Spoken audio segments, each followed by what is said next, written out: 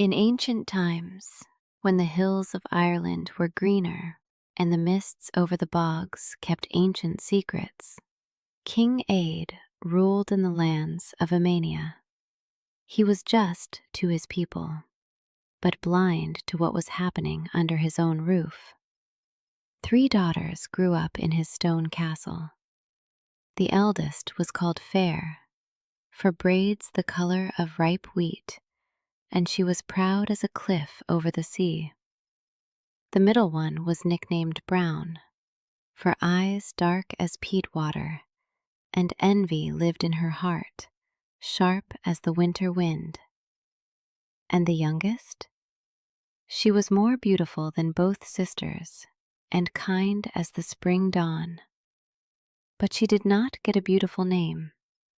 The sisters named her Trembling, because they made her tremble from cold by the extinguished hearth and from fear of their cruel taunts. The names of the elders shone like jewels in a royal crown, and the name of the youngest sounded like the last leaf trembling in the autumn wind. Years passed, and the life of the younger sister became more bitter. While Fair and Brown wore dresses of fine linen and soft wool, Trembling wrapped herself in old rags that did not warm even on summer nights. While the sisters slept on feather beds of swan down, she huddled by the extinguished hearth, and ash was her bed. Her hands, created for the harp and embroidery, roughened from endless work. But here is what tormented the older sisters. Even in rags, even with lips cracked from the cold, Trembling remained more beautiful than both of them. Fear settled in their hearts. If anyone sees the youngest, then no one will even look at them dressed in silks. Who will take them as wives when such beauty shines nearby? Therefore they kept their sister in strict confinement. They did not let her even on the threshold, watched so that soot and ash covered her face. They hid her beauty under a layer of dirt, hoping that it could extinguish the radiance that so ruthlessly eclipsed their own. Sunday came, the day when noble people from all over Emania gathered at the ancient hill for a great assembly. The castle filled with bustle and the rustle of expensive fabrics. King Aed dressed in a cloak embroidered with golden threads. Fair and Brown put on their best dresses, decorated their necks with amber and silver, and their braids with ribbons the color of the sea wave. Trembling stood in the shadows, and tears rolled down her hollow cheeks. "Allow me to go with you," she whispered. "At least to stand by the gates, at least to listen to the music from afar." The sisters laughed, and their laughter was cold as January ice. "Where are you going, dirty girl?" threw Fair. "Your place is by the pots, and not among noble people." "Sit and cook dinner," added Brown, "so that by our return the table is set." They left, locking the heavy door from the outside. The clatter of hooves melted in the distance, taking the holiday and light with it. And only the silence of the empty house and the bitter taste of tears remained for Trembling. Trembling sat by the cooled hearth, covering her face with her palms. Tears seeped through her fingers and fell into the cold ash. It seemed the whole world had forgotten about her. And then she heard a quiet rustle, as if a wing touched stone. The girl raised her head and froze.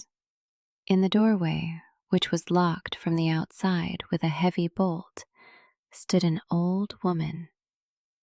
A gray cloak wrapped her shoulders, and in the twilight it seemed woven of bird feathers. She did not enter through the door. She seemed to weave herself from shadows and smoke, ancient as the hills of Amania themselves, and wise as time itself.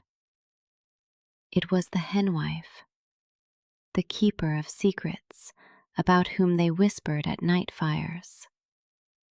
Her eyes, kind and piercing, like those of an old owl, looked straight into the soul. "Why are you crying, child?" she asked in a voice similar to the rustle of wind in the reeds.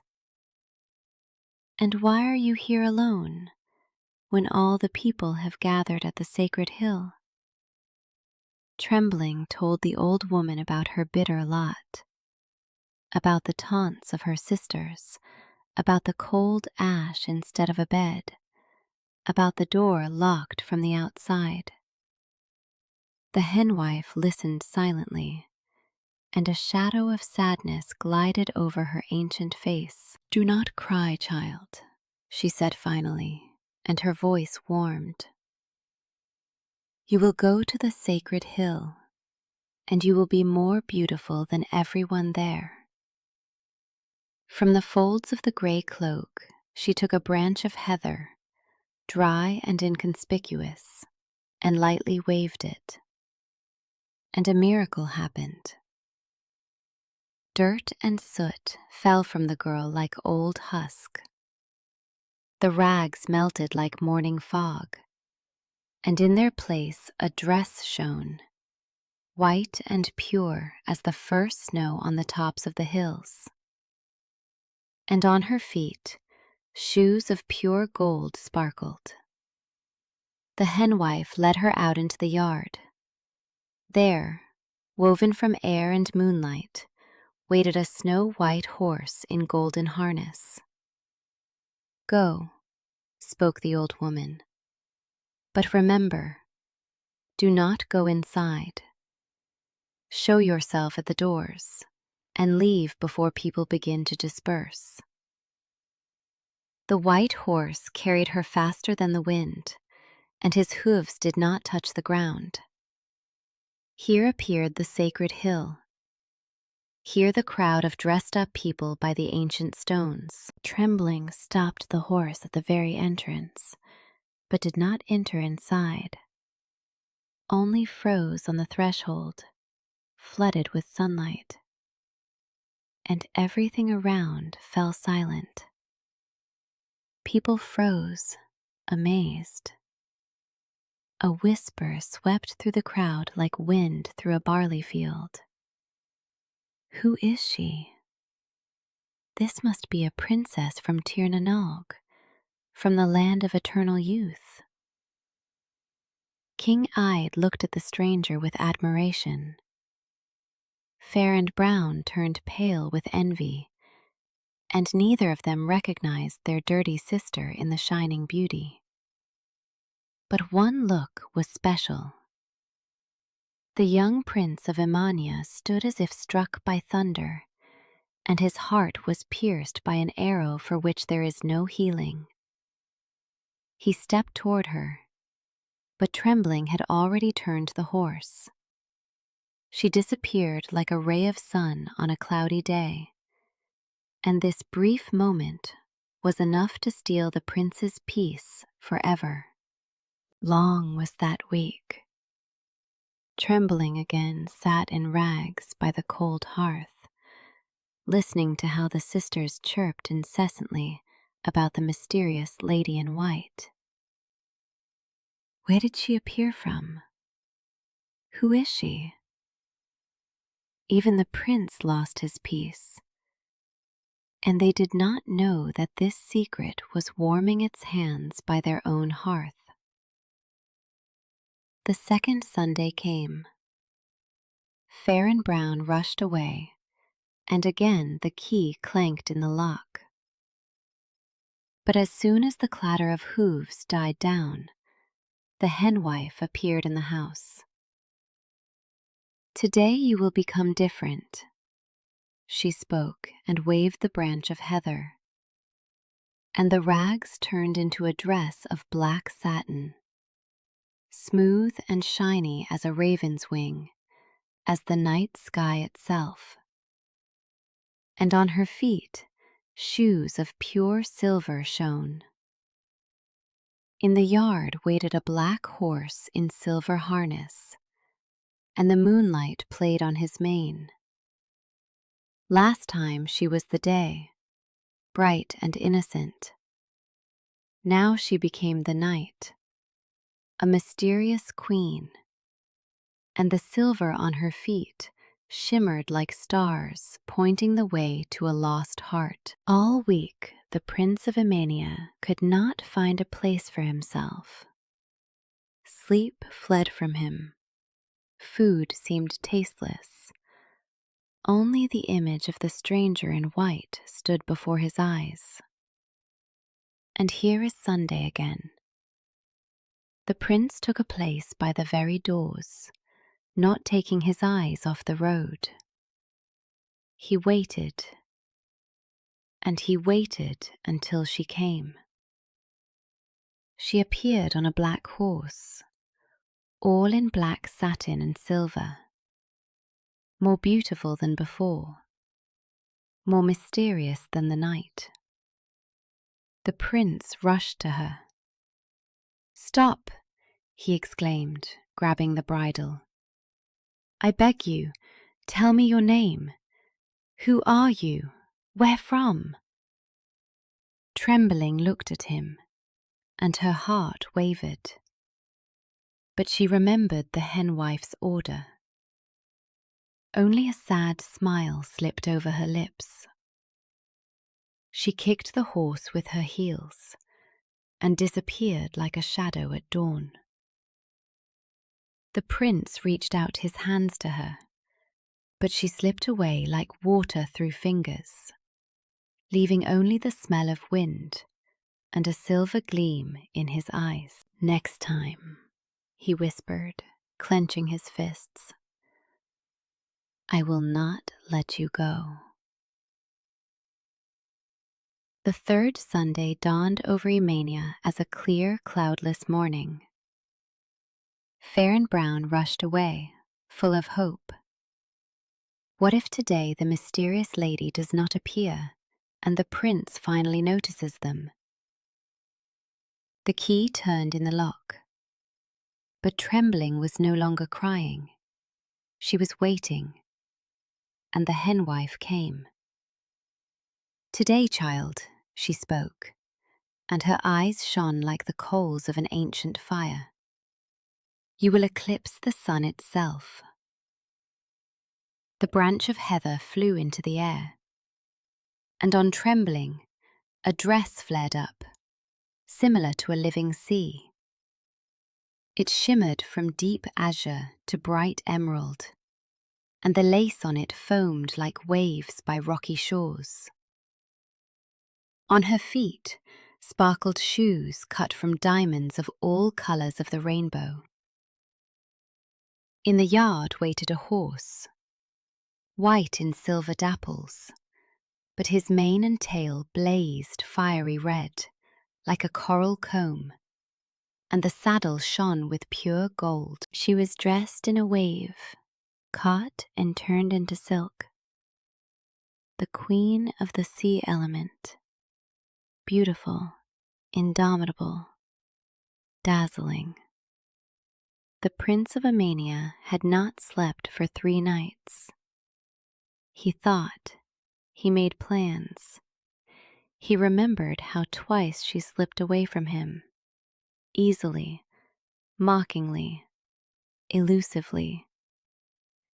This would not happen again. On the 3rd Sunday, he arrived at the sacred hill long before dawn. By his order, the guards locked the heavy gates and blocked all side passages with stones. Only one narrow wicket gate remained open, so tight that a rider could pass through it only at a walk. At this wicket gate, The prince stood himself, crossing his arms over his chest. He turned the churchyard into a trap for love. If he cannot hold her with a look and please, he will hold her with the strength of walls and bolts. Today she will tell her name. Today he will find out who she is. The crowd gathered and held its breath.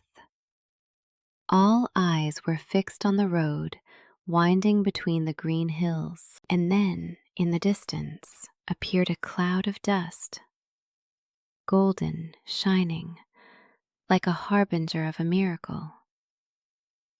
Trembling saw the trap, the locked gates, the guards at the walls, the prince in the narrow passage. His eyes burned with triumph. Now you will not leave. But she did not stop. Her lips whispered a word, ancient as the hills themselves. And the horse with the fiery mane soared into the sky. Time froze. The hooves tore away from the earth. The red tail flared like a banner in the wind. The crowd gasped. The horse flew over the high wall, over the heads of the guards, over the prince himself. But the prince was quick. He jumped and managed to grab her by the foot. A jerk, and Trembling broke free. But the shoe remained in his hand. She flew away like a bird, melted behind the hills, leaving only the wind and amazed silence. And the prince stood, pressing to his chest the diamond shoe, in which burned and shimmered the fires of all the precious stones of the world. A pledge, a promise, the key to the solution. As soon as the castle disappeared behind the hill, the magic faded. The horse dissolved in the air like morning fog. The dress, the color of the sea wave, turned into the usual rags. The diamonds on her feet went out, leaving only bare, frozen feet. Trembling returned to the hearth and sat in the ash, quiet as a shadow.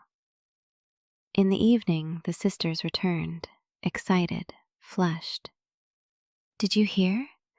The Queen of the Sea flew over the wall," chirped Fair. "And the prince grabbed her shoe," echoed Brown. "Tomorrow he will start a search throughout the kingdom." They dreamed aloud that the shoe would fit one of them, and Trembling listened, lowering her head. They spoke of her as of an unreachable star, and did not notice that this star was sitting at their feet, stirring the cooling ash with a poker. A barely noticeable smile played on her lips. At the dawn of the next day, the voice of heralds spread throughout Ireland. The Prince of Emania takes as a wife only the one whom the diamond shoe fits. And he set off on his way. His retinue stretched along the roads, standard-bearers, squires, wise counselors, and in front of everyone rode the prince himself, and the precious shoe rested in a casket near his heart. He searched for her all over green Ireland. He visited stone castles and thatched huts, noble ladies in silks, and barefoot shepherdesses. Everyone tried to put on the shoe, but it was magical. It did not fit on a large foot. It slipped off a small one, as if alive. Days turned into weeks. The counselors grumbled. The retinue was tired. But the prince did not lose hope. Before his eyes stood the face of the rider, beautiful elusive, unforgettable. And he knew, somewhere she is waiting for him. The shoe will lead him to her. Finally, the prince's retinue reached the castle of King Aed. The gates swung open, and Fair and Brown sailed out to meet them, in their best dresses, with ribbons in their hair, with honeyed smiles on their lips. "Here is my destiny," thought each of them. The prince silently sank to one knee and opened the casket. Fair was the first to extend her foot. She strained, blushed, bit her lip, but the shoe did not yield. Too narrow, too elegant for her broad foot. Brown pushed her sister aside. She squeezed her toes until it hurt, until her knuckles were white. But the diamond slipper seemed to laugh at her, refusing to accept a stranger's foot. The prince looked at them coldly. He remembered the light foot that barely touched the golden stirrup. He remembered the elegant ankle of the rider on the white horse. These were not those feet. The shoe, created for the step of a sea maiden, rejected their coarse feet, as truth rejects a lie. "Is there anyone else in this house?" he asked. "Do you have other daughters?" repeated the prince. King Aed hesitated. "Only Trembling. But she is a dirty girl, a kitchen maid. She is unworthy of your glance." "I must see everyone," the prince cut off. She was brought from the kitchen, dirty, in rags, with her head lowered. Fair and Brown giggled, covering their mouths with their palms. The prince sank to one knee and held out the shoe. Time stopped. Trembling raised her bare foot, and the shoe slid onto it easily, like water into a riverbed. Perfectly, as if it was created for this foot, and only for it. The laughter died on the sisters' lips, and Trembling slowly lowered her hand into the pocket of her torn apron, and took out the second shoe, sparkling, diamond, an exact copy of the first. She put it on the other foot, and on feet accustomed to ash and the icy floor, the precious slippers shone as if they had finally found their true home. The silence rang louder than any scream. The prince looked into her face, and through the soot, through the dirt and fatigue, he saw those very eyes. The eyes of the rider in white, the queen of the night, the sea maiden. "You," he exhaled. "You are the one I was looking for." He touched her cheek, and a miracle happened. The dirt fell away like husk. The rags melted, and before everyone stood she, shining, beautiful, true. Fair and Brown fell to their knees, white with horror. King Aed covered his face with his hands. The Trembling only shook her head. "I forgive you," she said quietly. "Live in peace." The prince put her on his horse, and they galloped away to the kingdom of Amania to meet happiness. She was leaving not as a fugitive, but as a queen. And to the sisters she left their envy, and it became the heaviest punishment for them. In Imania, they played a wedding such as had not been seen even in ancient tales. For 7 days the guests feasted. For 7 nights the festive fires burned, and harpists sang of love that conquers all obstacles. Trembling became the prince's wife, beloved, desired, the only one. A year passed, bright and quiet as a spring brook. The young couple did not part for an hour, and when the first autumn leaves gilded the gardens of Imania, a son was born to them, a strong infant with golden curls and eyes the color of the summer sky. The prince doted on his wife and heir. Trembling blossomed like a flower that had escaped from the shadow into the sun. Past troubles were forgotten. Her heart became open and trusting. Their happiness was like a quiet sea on a clear day. And no one noticed how far on the horizon clouds of old, unforgiven envy were gathering. One summer day, a dusty carriage rolled up to the castle gates. Out of it stepped Brown, in a traveling cloak, with a smile on her thin lips. The old Henwife, who now lived at court, grabbed Trembling by the hand. "Beware of her, child," she whispered. "There is darkness in her eyes.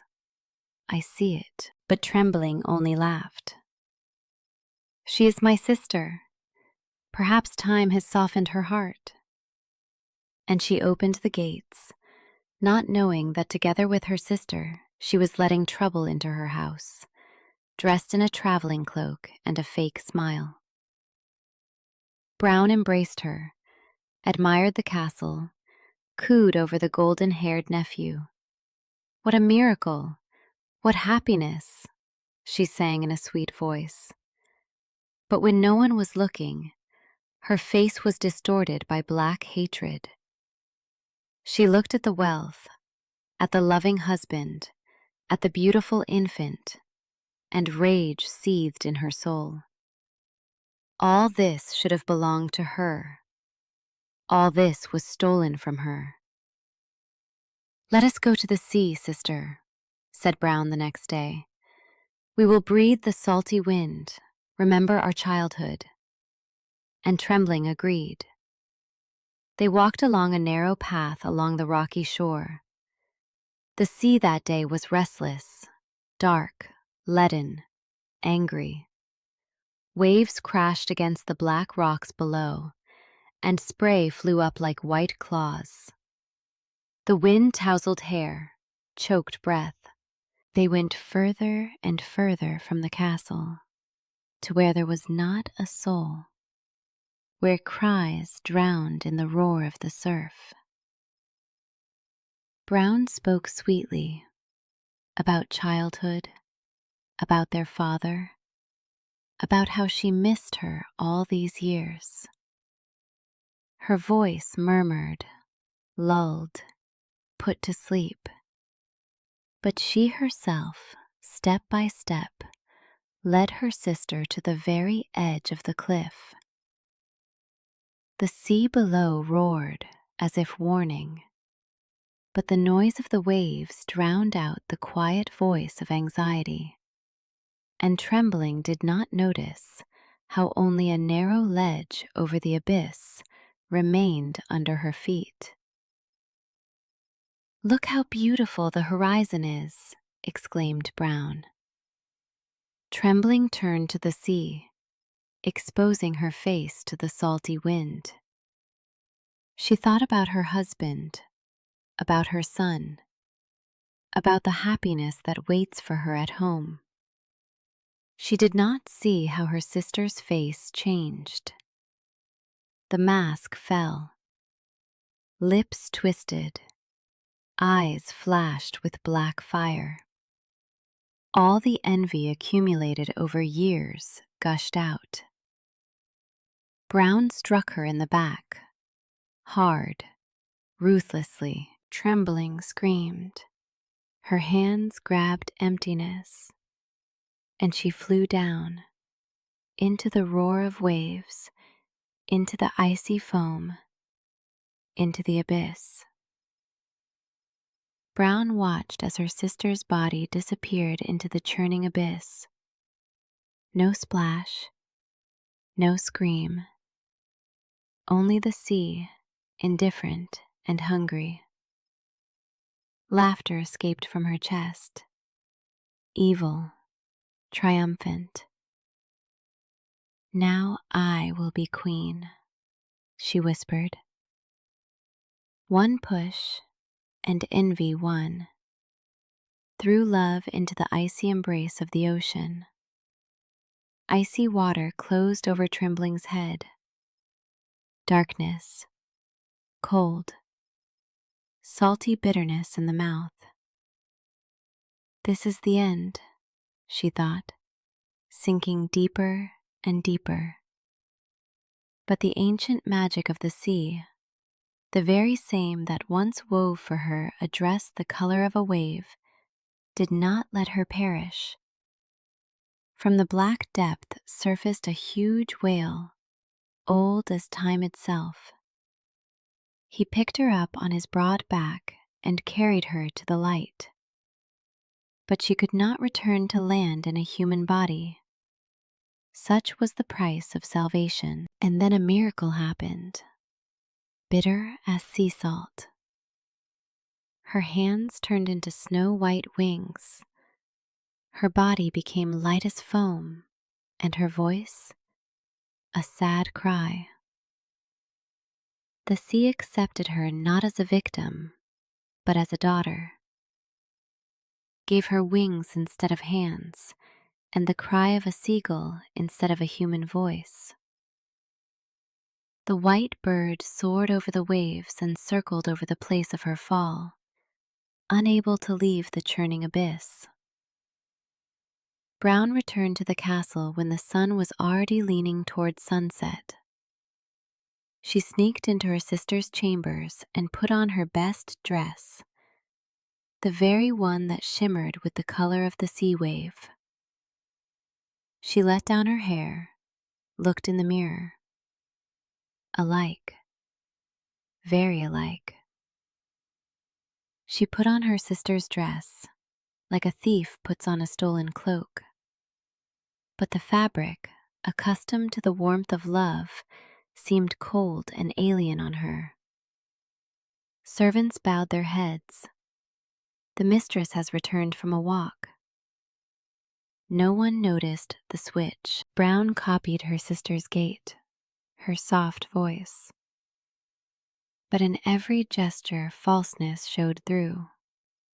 Movements too sharp, gaze too sharp. She approached the nephew's cradle. The infant cried, sensing a stranger. Brown grimaced with irritation. Not a drop of maternal warmth, only annoyance. In her eyes burned cold triumph. Now she is the queen of Emania. The prince returned from hunting at sunset. Tired but happy, he hurried to his wife's chambers. Brown met him, pressing her palm to her forehead. "I am unwell, my lord. The sea wind chilled me. Please do not come close." But the prince hugged her, and his heart shrank. Cold. Where is this cold from? As if you are hugging not a living woman, but an icy statue. "You have changed," he whispered, peering into the familiar face. "It is only illness." She averted her eyes. Then a cry was heard from the cradle. the prince approached his son. The infant reached out his little hands to him, but as soon as Brown leaned over him, the child screamed, turning away, twisting his whole little body. He cried, feeling what the adult mind could not understand. The hands that reached for him were the hands of a stranger. The prince frowned, but shook his head. Illness, just illness. That night, when the last candles went out in the castle, a white seagull flew to the nursery window. She landed on the stone ledge and beat her wings against the glass. A plaintive cry tore the silence. Not a bird's screech, but a moan full of inexpressible anguish. The prince jumped out of bed and rushed to the window. The seagull did not fly away. She sat motionless and looked at him, straight in the eyes. And this look was not a bird's. In it burned human pain, human plea, human despair. A chill went through the prince. The glass separated their worlds, but the bird's gaze passed through it, leaving a splinter of inexplicable anguish in his heart. "What do you want to tell me?" he whispered. But the seagull only cried out and dissolved into the night.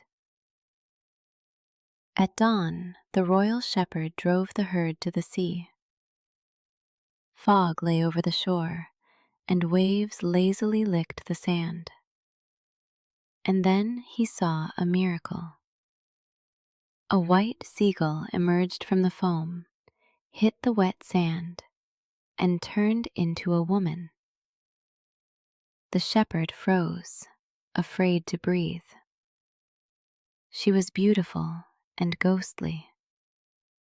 The dress the color of the sea wave clung to her body, hair tangled with algae. She sat on a black stone and began to comb her long strands with a bone comb, and tears flowed down her cheeks, mixing with the salty drops of the sea. She came out of the foam not as a goddess, as a captive, who is allowed only for a brief moment to breathe the air of the earth before the abyss calls her again. The shepherd recognized this face. The queen, the prince's wife who disappeared without a trace. He wanted to call out to her, but the woman shuddered, turned into a seagull, and flew away over the waves. The next morning, the shepherd came to the shore again and saw her again. The seagull hit the sand and became a woman. This time she noticed him. "Come closer, kind man," she called in a voice tender as the rustle of waves. "Do not be afraid of me." The shepherd approached on stiff legs. "Do you know who I am?" she asked. "The queen," he exhaled. "Listen carefully. Run to the palace and tell the prince, I am alive. My sister Brown pushed me off the cliff into the sea.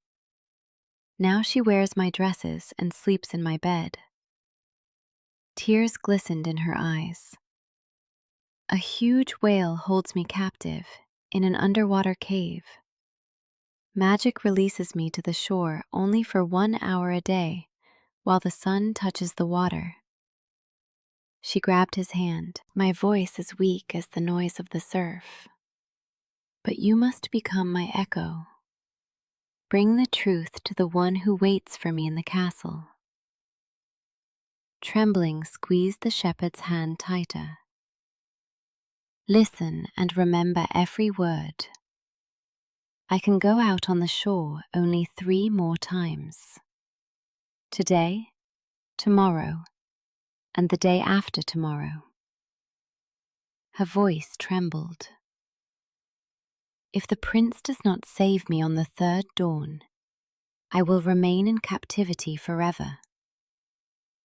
The whale will carry me into the abyss, from where there is no return." She pointed to the sea. "Let the prince come here with a golden net. When I appear from the waves, he will see the shadow of the whale beneath me. Let him throw the net over this shadow, not afraid of hitting me. Only in this way can the spell be broken. 3 dawns, that is all he has. If he is late, she will meet the 4th morning already on the sea bottom." The shepherd wanted to answer, but the woman shuddered. The sun rose above the horizon, and her hour expired. She cried out, flapped her arm wings, and as a white seagull dived into the cold waves, the shepherd ran so that his heart was ready to jump out of his chest. He burst into the throne room and fell to his knees before the prince. "My lord, I saw the queen. She is alive. She is on the shore, captive of a sea monster." Brown turned white as a sheet, but immediately jumped up and her voice rang out. "This old man has lost his mind. Do not listen to him, my husband. This is feverish delirium."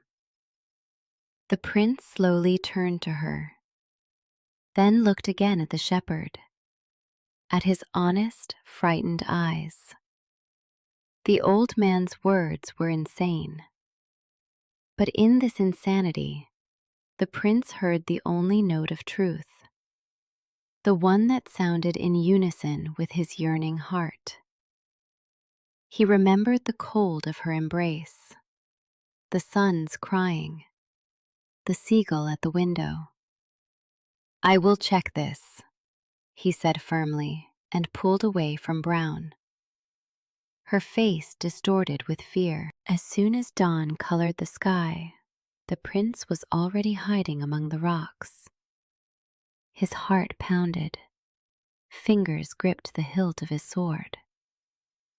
The sea boiled.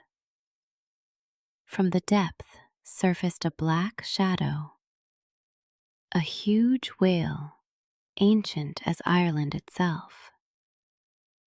He threw a white seagull onto the shore and went back into the abyss. The bird hit the sand and became a woman. "My love!" cried the prince, and rushed to her, opening his arms.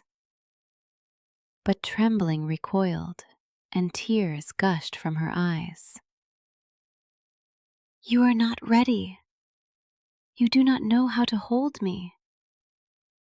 A golden net is needed. The shadow of the whale must be caught." She reached out her hands to him, but her body was already melting, turning into feathers.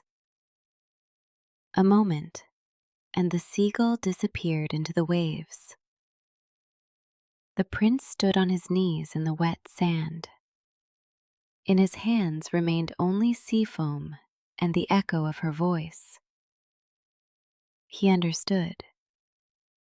To fight the magic of the ocean, not strength of hands is needed, but ancient knowledge. The prince jumped on his horse and raced to the tower where the old henwife lived.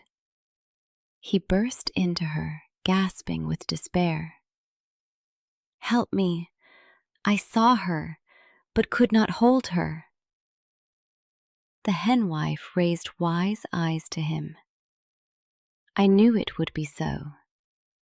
The sister's malice is strong, but love is stronger, if one knows how to use it." She opened an ancient chest and took out a golden net, thin as a cobweb, but strong as fate itself.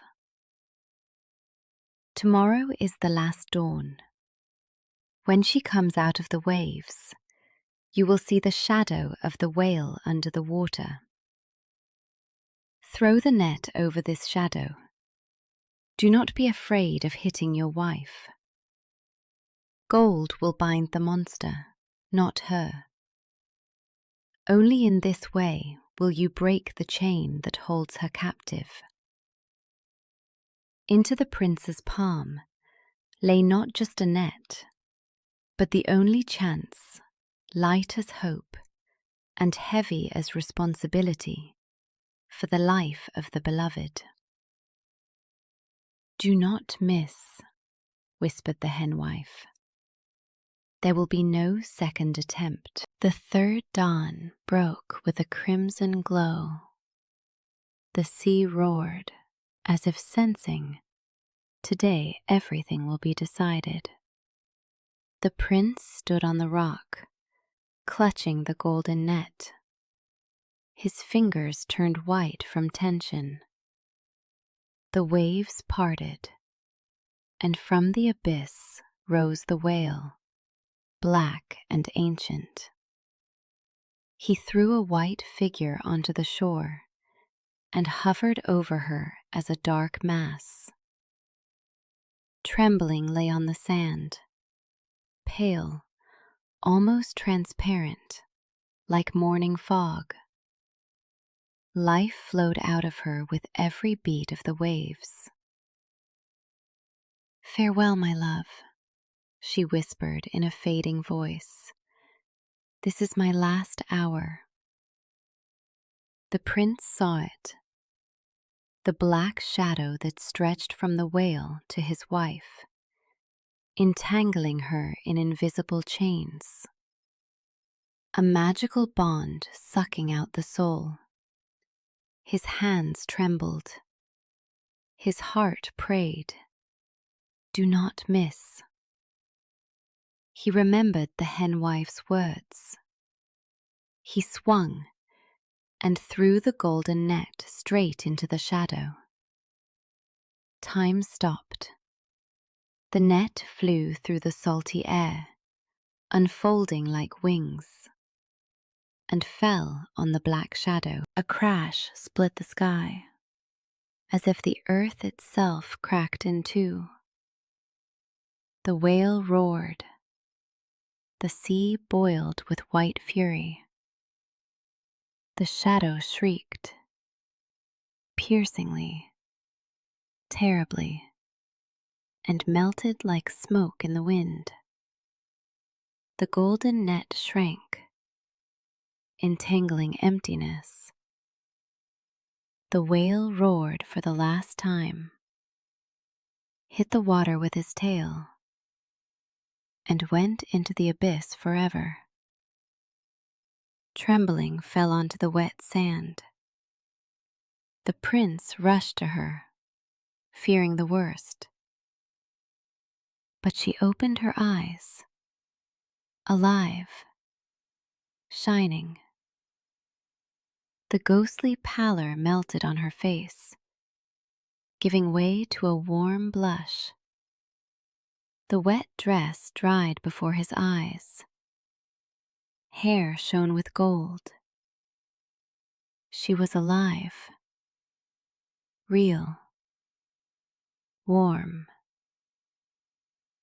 "You saved me," she whispered, touching his face.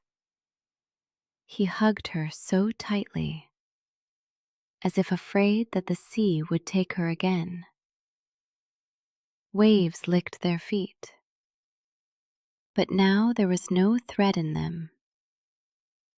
The sea retreated, admitting defeat, and returned to the earth what it tried to steal: a living, loving soul. The prince led Trembling by the hand through the castle gates. The guards parted, servants froze with open mouths. In the throne room sat Brown, still in the stolen dress, still with the crown in her hair. Seeing her sister, she screamed and pressed herself into the throne. But Trembling did not look at her. From the nursery came a cry, the very one that had not ceased all these days. She rushed there, and as soon as she crossed the threshold, the crying stopped. The little prince saw her. His little eyes shone, little hands reached forward, and he laughed, for the first time in long, terrible days. Trembling picked up her son and pressed him to her chest. A child's heart cannot be deceived by a dress or a crown. His joyful laughter became a verdict for the one who tried to steal another's life. Brown backed away, white as lime. Her lips trembled. This is not what you think. I only wanted, it was a mistake. I didn't— Silence, cut off the prince, and his voice was cold as steel. Brown darted to the door, but the guards crossed their spears. There was nowhere to run. The prince stepped toward her and tore the cloak from her shoulders, the very one that belonged to Trembling. Brown remained in her true guise, pitiful, hunched, with a face distorted by fear and malice.